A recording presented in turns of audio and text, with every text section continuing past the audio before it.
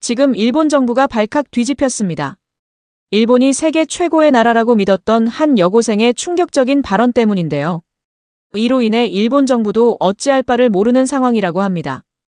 어쩌면 지금 일본에서 일어나고 있는 대지진들보다 더 큰 위기가 올지도 모르겠습니다. 대체 이 여고생의 어떠한 충격적인 발언 때문에 일본의 위기가 온 것일까요? 그 충격적인 이야기를 지금부터 함께 들어보겠습니다. 그 전에 잠깐 1초 만에 누를 수 있는 좋아요 버튼을 꾹 눌러주시면 영상 제작에 아주 큰 힘이 됩니다. 그럼 바로 사연 시작하겠습니다. 저는 매일 아침 거울 앞에서 같은 말을 되뇌었습니다.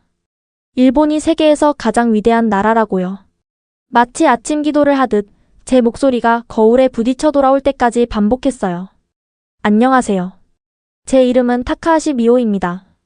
도쿄의 명문 사립학교에 다니는 17살 여고생이에요. 겉으로 보기엔 평범한 가족이었지만 우리 가족에겐 아무도 모르는 비밀이 있었습니다. 저희 아버지는 대기업 임원이세요. 저는 매일 저녁 식사 시간이 되면 긴장했습니다. 그때마다 어김없이 시작되는 아버지의 한국 이야기 때문이었어요. 저녁 7시 식탁 위에 된장국 냄새가 피어오르면 아버지의 교육 시간이 시작됐습니다. 저는 아버지께서 젓가락을 드시며 말씀하시는 것을 지켜보았어요. 미오, 한국은 일본의 도움이 없었다면 이만큼도 발전하지 못했을 거다. 그들의 기술도 문화도 모두 우리 것을 베낀 거라고. 저는 고개를 끄덕였습니다. 당연한 일이었죠. 저는 학교에서도 친구들이 한류나 케이팝 이야기를 할 때면 콧웃음을 쳤어요. 제가 교실 창가에 앉아 말했습니다. 그게 뭐가 대단하다는 거야? 우리 음악이 훨씬 낫지 않아? 한국은 우리 문화를 따라하기만 하는걸? 저는 친구들이 고개를 저어도 개의치 않았어요. 아버지의 말씀이 절대적인 진리였으니까요. 매일 밤 저는 아버지께서 회사에서 있었던 일을 말씀하시는 걸 들었습니다. 한국 기업들과 경쟁하는 이야기, 일본 기술의 우수성을 설명하는 이야기였어요. 하지만 우리 어머니는 달랐습니다. 저는 어머니께서 늘 조용히 식사만 하시는 것을 보았어요. 아버지께서 한국 이야기를 하실 때면 어머니의 젓가락질이 잠시 멈추는 것도 알아챘습니다. 어느 늦은 밤이었어요. 시험 공부를 하다가 목이 말라 물을 마시러 나왔습니다. 새벽 1시 집안이 고요할 때였죠. 화장실에 가려고 복도를 지나다가 거실에서 새어나오는 희미한 불빛을 발견했어요. 어머니께서 태블릿으로 한국 드라마를 보고 계신 것을 보았습니다. 작은 소리로 흘러나오는 한국어 대사가 낯설었어요. 하지만 더 놀라운 건 어머니의 눈에서 흐르는 눈물이었습니다. 달빛에 비친 어머니의 눈물방울이 유리구슬처럼 반짝이는 것을 보았어요. 저는 그 자리에서 얼어붙었습니다. 왜 어머니는 한국 드라마를 보면서 우시는 걸까요? 평소에 의젓하고 조용한 어머니의 모습과는 너무나 다른 이 모습을 이해할 수 없었어요. 그러던 어느 날 학교에서 충격적인 발표를 들었습니다. 수학여행 장소가 한국으로 결정됐다는 소식이었어요. 교실이 술렁였지만 저는 당황스러웠습니다. 집에 돌아와 이 소식을 전했고 아버지께서 미간을 찌푸리시는 것을 보았어요. 하지만 의외로 반대하시지는 않으셨습니다. 그날 밤 어머니께서 제 방을 찾아오셨습니다. 어머니의 손이 떨리고 계신 게 보였어요. 평소와는 다른 긴장감이 느껴졌습니다. 달빛이 비치는 창가에서 어머니의 표정은 더욱 심각해 보였어요. 그리고 어머니께서 건네시는 하얀 봉투를 받았습니다. 그 안에는 서울의 주소가 적힌 종이가 들어 있었어요. 글씨체는 낯설었지만 정성스러워 보였습니다. 어머니의 떨리는 목소리를 들었어요. 이번 여행에서 꼭 이 주소로 가보렴. 내가 알아야 할 진실이 있단다. 그리고 갑자기 복도에서 들리는 아버지의 발소리가 들렸습니다. 어머니는 순식간에 제 방에서 사라지셨어요. 마치 그림자처럼 소리도 없이 사라진 어머니의 모습이 오랫동안 제 마음속에 남아 있었습니다. 창밖으로 도쿄의 밤거리를 바라보았습니다. 수많은 네온사인이 반짝이는 도시 풍경 너머로 의문이 떠올랐어요. 어머님께서 말씀하셨던 제가 알아야 할 진실이 무엇이며 우리 가족에게는 어떤 비밀이 있는 걸까? 그리고 일주일 후 한국으로 수학여행을 떠나는 날이 왔습니다. 기대 반, 설레임 반이었던 한국 여행의 시작이었죠. 비행기를 타고 수많은 구름과 넓게 펼쳐진 바다를 지나 우리는 인천공항에 도착하였습니다. 인천국제공항에 첫 발을 내딛는 순간 놀라움을 감출 수 없었습니다. 눈앞에 펼쳐진 광경은 아버지께서 말씀하시던 것과는 전혀 달랐어요. 거대한 유리 천장과 현대적인 디자인의 건물에 입이 떡 벌어졌습니다. 나리타 공항과는 비교도 안 되는 규모였어요. 천장에서 쏟아지는 자연광이 공항 전체를 환하게 비추고 있었습니다. 입국장으로 향하는 길에 처음 마주친 건 에어스타라는 안내 로봇이었어요. 로봇이 다가와 말을 걸었습니다. 안녕하세요. 무엇을 도와드릴까요? 항공편 정보나 체크인 카운터 위치를 안내해드릴 수 있습니다. 깜짝 놀랐어요. 로봇이 한국어는 물론 일본어, 영어, 중국어까지 4개 국어로 완벽하게 대화할 수 있다는 사실이 믿기지 않았거든요. 저기, 화장실이 어디인가요? 일본어로 물어보자 에어스타는 곧바로 대답했습니다. 네, 화장실은 이쪽입니다. 제가 안내해드리겠습니다. 로봇이 앞장서서 걸어가는 모습을 보며 더욱 놀라웠어요. 이런 첨단 기술이 한국에 있다니 아버지의 말씀과는 너무 달랐습니다. 그리고 저는 입국 절차를 받기 위해 검역대에 올라섰어요. 간단한 체크를 마치고 세관 신고를 했습니다. 곧이어 외국인 전용 입국 심사대 앞에 섰죠. 다행히 오전 시간이라 대기 시간이 길지 않았어요. 법무부 직원의 친절한 안내를 받으며 지문과 얼굴 사진을 찍었습니다. 그런데 갑자기 친구 유키가 팔을 잡아당겼어요. 미호, 여기 봐. 한국의 교통카드 시스템이 정말 대단해. 2004년부터 시작해서 지금은 전국 어디서나 사용할 수 있대. 안내판을 자세히 살펴보니 정말이었습니다. 2014년부터는 하나의 카드로 전국의 버스와 지하철을 모두 이용할 수 있다고 했어요. 특히 편의점에서도 사용 가능하다는 점이 신기했습니다. 공항철도를 타고 서울로 향했어요. 차량 내부가 믿을 수 없이 깨끗한 것에 또 한 번 놀랐습니다. 의자는 새 것처럼 반짝였고 바닥에는 먼지 하나 없었어요. 창밖으로 스쳐 지나가는 도시 풍경을 바라보며 깊은 생각에 잠겼습니다. 아버지께서 항상 말씀하시던 후진국의 모습은 어디에도 보이지 않았거든요. 오히려 몇몇 부분에서는 일본보다 더 발전한 것 같았습니다. 그때 핸드폰에 어머니의 메시지가 왔어요. 화면을 보는 순간 가슴이 덜컥 내려앉았습니다. 잘 도착했니? 그 주소. 잊지 않았지? 가방에서 어머니가 주신 봉투를 꺼내 주소를 다시 한번 확인했어요. 서울특별시 종로구로 시작하는 주소를 읽으며 어머니의 떨리던 목소리가 다시 한번 떠올랐습니다. 창밖으로 보이는 서울의 풍경이 낯설면서도 이상하게 친근하게 느껴졌어요. 마치 오래전부터 알고 있던 도시를 다시 만난 것 같았습니다. 전철이 지하로 들어서자 창문에 비친 제 모습이 눈에 들어왔어요. 뺨이 붉어져 있는 게 보였습니다. 이상한 일이었죠. 처음 오는 도시인데 왜 이렇게 가슴이 뛰는 걸까요? 유키가 건넨 관광 안내 책자를 천천히 펼쳐보았어요. 경복궁, 광화문, 북촌한 옥마을. 이름만 들어도 가슴이 두근거리는 장소들이 많았습니다. 특히 북촌한 옥마을이라는 글자에서 눈을 떼지 못했어요. 어머니가 주신 주소가 바로 그곳에 있었기 때문입니다. 도대체 그곳에서 무엇을 발견하게 될까? 어머니의 비밀은 무엇일까? 궁금증이 점점 커져갔습니다. 저희는 첫 번째 목적지인 경복궁에 도착을 했어요. 경복궁 앞에 서서 웅장한 궁궐의 정문을 바라보았습니다. 1395년 태조 이성계가 세운 이곳을 보며 가슴이 뛰었어요.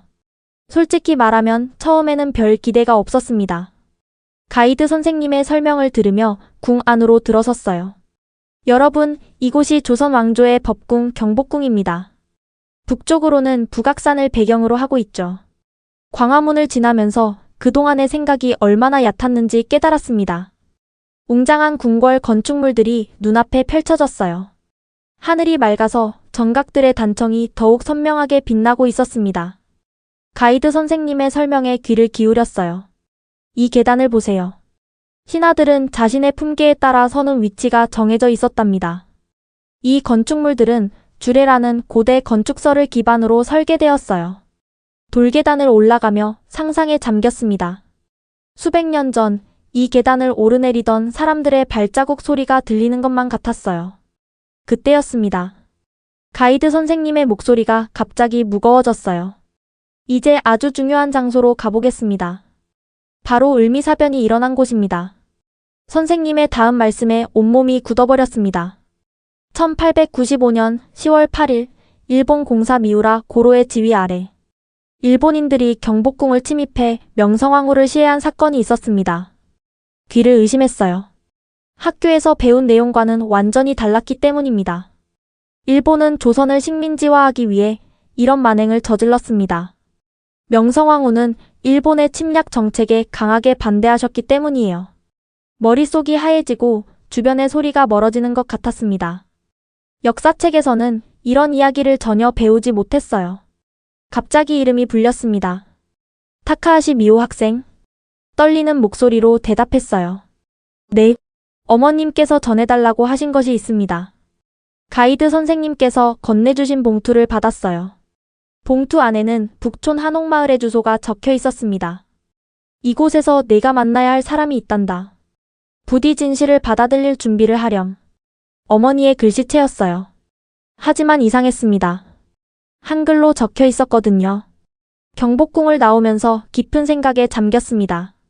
우리나라가 저지른 잘못된 역사적 사실들을 마주하니 마음이 무거웠어요. 더 혼란스러웠던 건 어머니에 대한 것이었습니다. 어머니가 이미 이 모든 것을 알고 계셨다는 사실이 놀라웠어요. 어머니와 한국은 대체 어떤 관계가 있는 걸까? 주소가 적힌 종이를 다시 읽어보았습니다. 북촌 한옥마을이라는 곳. 결심이 섰어요. 반드시 이곳에 가봐야겠다고. 발걸음이 새로운 진실을 향해 움직이기 시작했습니다. 가슴 한켠에서는 두려움이 피어올랐지만 동시에 알 수 없는 용기도 함께 솟아났어요. 어머니의 글씨가 적힌 주소를 다시 한번 확인하며 북촌 한옥마을로 향하는 발걸음을 재촉했습니다. 좁은 골목길을 따라 걸으며 주변을 둘러보았습니다. 돌담 사이로 비치는 늦은 오후의 햇살이 따뜻했어요. 몇 번의 굽이진 길을 돌아 마침내 그 집 앞에 도착했습니다. 기와지붕을 얹은 한옥 앞에서 잠시 발걸음을 멈췄어요. 대문 앞에 서서 한참을 망설였습니다. 심장이 마구 뛰었어요. 용기를 내어 대문을 두드렸습니다. 잠시 후 안에서 발소리가 들렸어요. 누구세요? 한글로 적혀있던 편지처럼 안에서 한국어가 들려왔습니다. 낯선 할머니의 목소리였어요. 타카하시 미오라고 합니다. 어머니께서. 말이 채 끝나기도 전에 대문이 벌컥 열렸어요. 머리가 하얗게 센 할머니와 마주쳤습니다. 할머니의 눈에는 눈물이 고여 있었어요. 드디어 내 손녀를 만나는구나. 할머니의 말씀에 충격을 받았습니다. 손녀라뇨? 어떻게 이분이 할머니일 수 있는지 이해할 수 없었어요. 들어오렴. 이야기할 게 많구나. 한옥 안으로 들어서자 마당에 오래된 감나무가 눈에 들어왔습니다. 할머니를 따라 대청마루로 올라갔어요. 네, 어머니. 미나는 내 딸이란다. 할머니의 말씀에 온몸이 굳어버렸습니다. 어머니의 본명이 미나라는 것도 한국인이었다는 것도 처음 듣는 이야기였어요. 1980년대 후반 내 어머니는 일본으로 유학을 갔지. 그곳에서 내 아버지를 만났고 할머니의 이야기에 놀라움을 감출 수 없었습니다. 어머니는 원래 서울대학교 국문학과 학생이었다고 해요. 일본 문학을 공부하기 위해 도쿄대학으로 유학을 가셨고 그곳에서 아버지를 만나 사랑에 빠지셨대요. 하지만 내 할아버지, 아버지 쪽 할아버지는 한국인 며느리를 절대 받아들일 수 없다고 하셨어. 결국 내 어머니는 모든 걸 포기하고 일본인이 되기로 했단다. 믿을 수 없었습니다. 그동안 알고 있던 정체성이 무너지는 것 같았어요. 그래서 어머니는 한 번도 말씀하시지 않은 거예요? 그래. 너를 지키기 위해서였단다. 하지만 이제는 내가 진실을 알 때가 됐다고 생각하시나 보구나. 할머니께서 오래된 앨범을 꺼내 오셨어요. 그 안에는 한 번도 보지 못했던 어머니의 모습이 담겨 있었습니다. 교복을 입고 친구들과 찍은 사진, 대학 시절의 모습. 전부 한국에서의 추억이었어요. 문득 한 장의 사진이 시선을 사로잡았습니다. 어머니가 한복을 입고 환하게 웃고 계신 모습이었어요. 그 옆에는 지금의 할머니, 아니 외할머니가 계셨습니다. 눈물이 왈칵 쏟아졌어요. 지금까지 어머니가 혼자 감당해 오신 아픔이 고스란히 전해지는 것 같았습니다. 할머니의 따뜻한 손길이 어깨에 닿았어요. 그 손길에서 어머니의 체온과 비슷한 온기가 느껴졌습니다. 그제서야 이해할 수 있었어요. 왜 어머니가 항상 조용히 눈물을 흘리셨는지, 왜 한국 드라마를 보시면서 그리워하셨는지. 밤이 깊어갈수록 할머니의 이야기는 계속 이어졌습니다. 그리고 마침내 다음 이야기가 기다리고 있었어요. 할머니께서는 어머니의 옛 제자를 만나보라고 하셨습니다. 그는 지금 강남에서 회사를 운영하고 있다고 했어요. 다음 날 아침 강남으로 향하는 지하철에 몸을 실었습니다. 할머니께서 알려주신 주소를 들고서요. 고층 빌딩 숲 사이를 걸으며 마음을 가다듬했어요. 건물 안내 데스크에서 물어보니 어머니의 옛 제자 김도윤이라는 분은 한류 콘텐츠를 제작하는 회사의 대표라고 했어요. 엘리베이터를 타고 15층으로 올라가는 동안 심장이 계속해서 쿵쾅거렸습니다. 사무실 문을 열자 젊은 직원이 반갑게 맞이해 주었어요. 안녕하세요. 타카하시 미호님이시죠? 대표님께서 기다리고 계세요. 김도윤 씨는 상상했던 것보다 훨씬 젊었습니다. 29살이라고 했어요. 그의 사무실 창 너머로 서울의 화려한 전경이 펼쳐져 있었습니다. 오실 줄 알았어요, 미호 씨. 김도윤 씨는 따뜻한 미소로 맞이하며 말했습니다. 차 한잔 하시겠어요? 자리에 앉자 그가 말을 이었어요. 사실 전 미나 이모님. 아, 죄송해요. 타카하시 미나님의 제자였어요. 어머니의 제자라고요? 네, 이모님은 한국에서 최고의 일본어 교수셨거든요. 도쿄로 떠나시기 전까지는요. 책상 위에 놓인 오래된 사진 한 장이 눈에 들어왔습니다. 젊은 시절에 어머니가 대학 강단에 서서 강의하시는 모습이었어요. 이모님은 서울대학교에서 일본 문학을 가르치셨어요. 우리나라 최고의 일본 문학 전문가셨죠. 학생들 사이에서는 전설적인 분이셨어요. 놀라움을 감출 수 없었습니다. 항상 조용하고 순종적이었던 어머니가 이렇게 당당한 모습이었다니요. 하지만 결혼 이후 모든 걸 포기하셔야 했죠. 일본 가문의 며느리가 되기 위해서. 김도윤의 목소리에서 안타까움이 묻어났어요. 그가 서랍에서 낡은 노트 하나를 꺼내주었습니다. 이건 이모님의 강의 노트예요. 지금도 우리 학교 도서관에는 이모님의 논문들이 보관되어 있답니다. 일본 문학을 한국에 소개하는데 큰 역할을 하셨거든요. 노트를 받아들고 한 장 한 장 넘겨보았어요. 어머니의 단정한 한글 필체가 가득했습니다. 그동안 몰랐던 어머니의 열정이 이 노트에 고스란히 담겨 있었어요. 이모님은 항상 말씀하셨어요. 문학에는 국경이 없다고. 한국과 일본이 서로를 이해하는 데는 문학만 한 게 없다고요. 어머니가 왜 이런 꿈을 포기하셔야 했는지 이해할 수 없었습니다. 김도윤 씨는 마음을 읽은 듯 말을 이었어요. 당시에는 한일 관계가 지금보다 더 어려웠죠. 게다가 일본의 전통적인 가문에서 한국인 며느리를 받아들인다는 건. 말이 끝나기도 전에 저는 눈물이 흘러내렸습니다. 어머니가 감당하셨을 고통이 고스란히 전해지는 것 같았어요. 밤이 깊어갈 때까지 이야기는 계속되었습니다. 그리고 마침내 사무실을 나서며 서울의 밤거리로 발걸음을 옮겼어요. 머릿속은 여전히 복잡했지만 한 가지 확실한 것이 있었습니다. 이제는 더 많은 진실을 알고 싶다는 것. 김도윤 씨의 사무실을 나와 저는 홀로 서울 밤거리를 걸었습니다. 너무 많은 이야기를 들어서 머리가 복잡했어요. 어머니의 과거 모습이 계속 머릿속을 맴돌았습니다. 강남역 근처의 밤거리는 여전히 활기찼어요. 밤 10시가 넘었는데도 거리는 사람들로 붐볐습니다. 화려한 네온사인들이 밤하늘을 수놓았고 맛있는 음식 냄새가 골목골목에서 피어올랐어요. 편의점에 들러 음료수를 하나 샀습니다. 계산대 앞에서 잠시 멈춰 섰어요. 어머니도 이런 거리를 걸으며 청춘을 보내셨겠지. 문득 가슴이 먹먹해졌습니다. 밤 공기가 차가워지기 시작해 숙소로 돌아가기로 했어요. 신호등 앞에서 길을 건너려는 순간이었습니다. 갑자기 오토바이 한 대가 빠른 속도로 코너를 돌아왔어요. 경적 소리가 귓가를 울렸습니다. 삑! 순간적으로 뒤로 물러섰지만 발이 꼬여 중심을 잃고 말았어요. 아스팔트 위로 넘어지면서 무릎이 세게 부딪혔습니다. 아! 날카로운 통증이 밀려왔어요. 무릎에서 피가 배어나왔고 손바닥도 까졌습니다. 들고 있던 음료수는 바닥에 쏟아졌어요. 괜찮으세요? 누군가가 달려와 손을 내밀었습니다. 고개를 들어보니 검은 후드티를 입은 남자가 걱정스러운 표정으로 바라보고 있었어요. 많이 다치셨나요? 일어나실 수 있으세요? 그는 한국외국어대학교 일본어과 3학년 민수라고 자신을 소개했어요. 여기 좀 다치셨네요. 근처 약국까지 모셔다 드릴게요. 혼자 걸으실 수 있나요? 민수가 팔을 부축해 주었습니다. 그의 따뜻한 손길에서 진심 어린 걱정이 느껴졌어요. 약국까지 가는 동안 이야기를 나눴습니다. 민수는 일본 문학을 전공하고 있다고 했어요. 특히 무라카미 하루키를 좋아한다고 했습니다. 저는 한국과 일본이 서로를 더 이해했으면 좋겠어요. 우리는 사실 많이 닮았잖아요. 민수의 말에 깊은 감동을 받았습니다. 약국에서 그는 직접 약을 사와 상처를 치료해 주었어요. 이제 괜찮으시죠? 택시 좀 잡아드릴게요. 혹시 숙소가 어디신가요?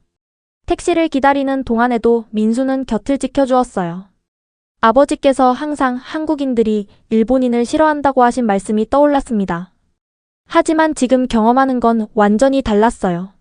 정말 감사합니다. 이렇게까지 신경 써주시고. 당연한 거예요. 국적이 뭐가 중요한가요? 어려움에 처한 사람을 돕는 건 인간의 기본이죠. 민수가 운전기사님께 숙소 주소를 알려주고 작은 쪽지도 건네주었습니다. 제 연락처예요. 혹시 서울에서 도움이 필요하시다면 언제든 연락주세요. 택시를 타고 돌아가는 길에 깊은 생각에 잠겼어요. 서로를 미워하는 게 과연 무슨 의미가 있을까? 한 사람의 따뜻한 마음이 그동안 가졌던 모든 편견을 무너뜨린 것 같았습니다. 숙소에 도착해 거울을 보니 눈가가 붉어져 있었어요. 울었던 걸까요? 하지만 이상하게도 마음은 따뜻했습니다. 무릎의 상처보다 더 크게 마음속 상처가 치유된 것 같았어요. 밤이 깊어갈수록 오늘 하루 있었던 일들이 주마등처럼 스쳐 지나갔습니다. 어머니의 과거, 김도윤의 이야기, 그리고 민수의 친절까지. 이제는 아버지께도 모든 것을 털어놓아야 할 때가 왔다고 생각했어요. 하네다 공항에 도착하자마자 마음이 무거워졌습니다. 가방 속에는 외할머니가 주신 앨범과 김도윤 씨에게 받은 어머니의 강의 노트가 들어있었어요. 이제는 더 이상 진실을 숨길 수 없다는 걸 알았습니다. 집으로 가는 전철 안에서 끊임없이 생각이 꼬리를 물었어요. 어떻게 아버지께 말씀드려야 할지 아버지의 반응이 두려웠습니다. 하지만 민수 씨의 따뜻했던 마음이 떠올랐어요. 이제는 진실을 마주할 용기가 필요했습니다. 현관문을 열자 어머니가 맞이해 주셨어요. 어머니의 눈빛이 달라 보였습니다. 마치 모든 것을 알고 계신 듯한 표정이었어요. 다녀왔습니다. 어서와 미호야. 아버지께서 서재에서 기다리고 계셔. 심장이 쿵쾅거렸어요. 어쩌면 아버지께서 이미 알고 계신 걸까요? 떨리는 발걸음으로 서재 문을 열었습니다. 아버지는 창가에 서서 밖을 바라보고 계셨어요. 늘 당당하고 위험 있어 보이시던 아버지의 뒷모습이 왠지 외로워 보였습니다. 아버지, 말씀드릴 게 있습니다. 아버지가 천천히 돌아보셨어요. 평소와는 다른 깊은 눈빛이었습니다. 아버지 이제 알아요. 한국은 절대 후진국이 아닙니다. 그리고 전 절반이 한국인이었어요. 침묵이 흘렀습니다.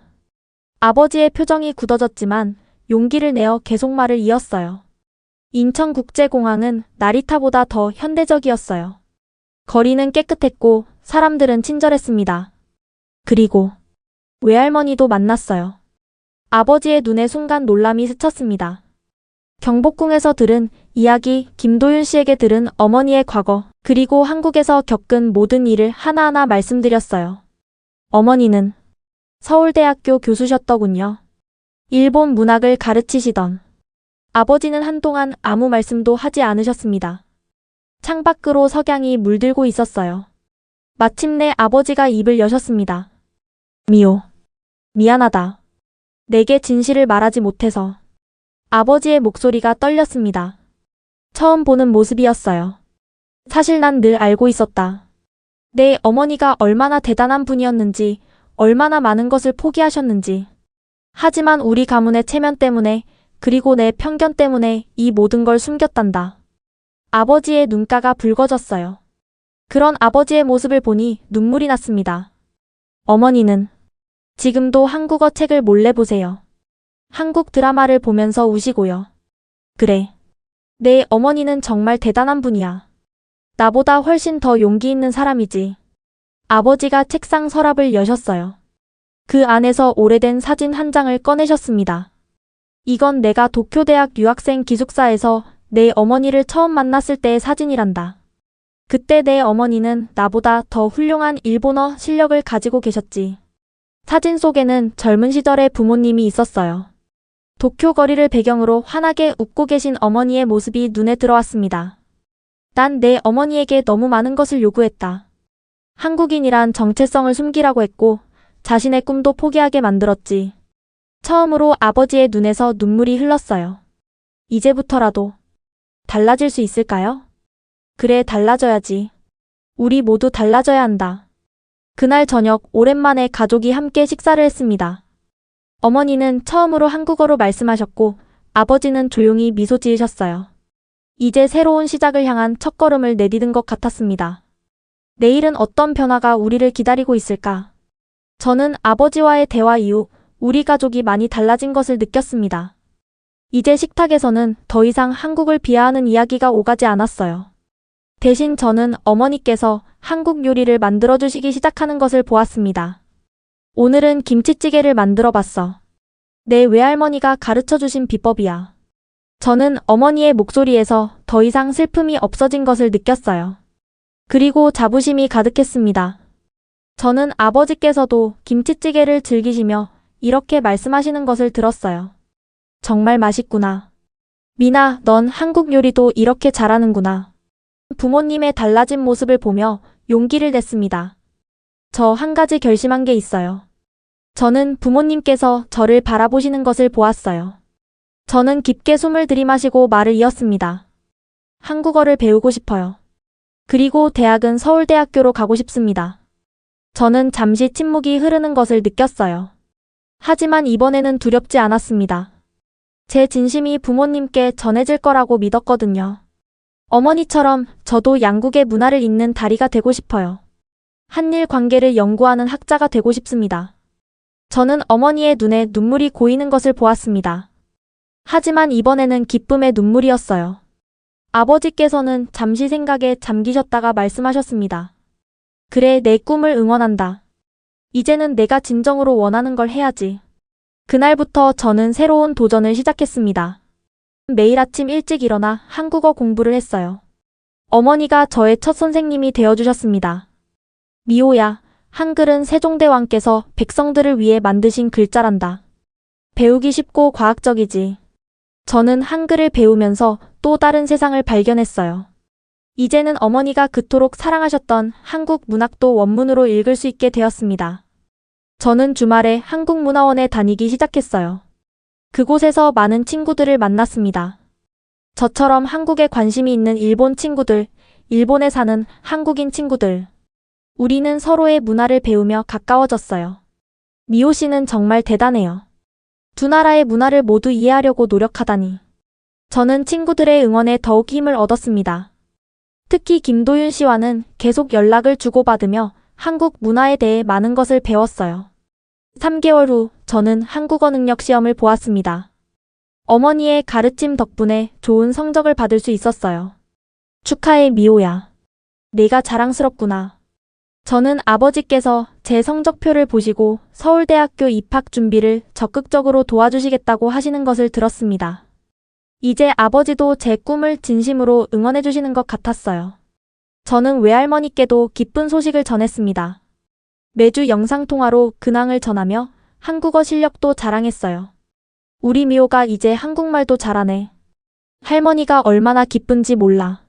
어느 날 저는 아버지께서 특별한 제안을 하시는 것을 들었습니다.